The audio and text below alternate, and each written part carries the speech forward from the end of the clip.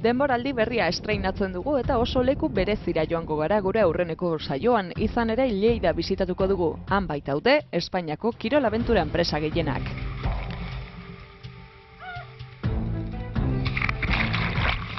Krisi garaian murgilduta bagaude ere, azken urteotan areagotu dira sektore honetako enpresak.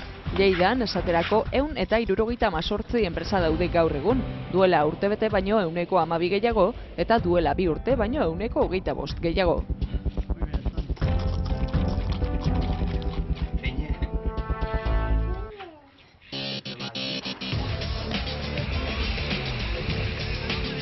Joan den martxoaren 15ean aurreneko rafting txalupek jaizteari ekin zioten eta ez dute atsedenik hartuko udazkenera arte.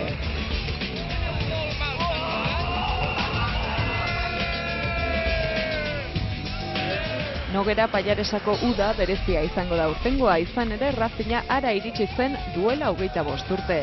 Jaitsiera horietatik mende laurdena igaro bada ere, Nogera Pailaresako ur biziko kirolak inoiz baino biziago daude.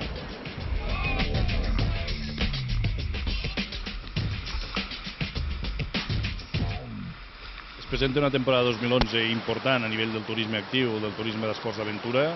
Precisament és una temporada en la qual la climatologia ens està acompanyant i per tant tindrem uns rius en bon estat i per tant es podrà fer les activitats d'aigua d'una forma important, similar als anys passats.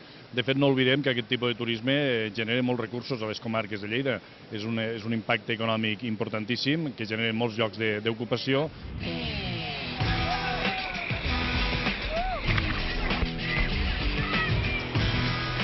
Dena den, Lleidako eskualdean aurki ditzakegun aukerak ez dira raftingera edo urbiziko kiroletara soilik mugatzen.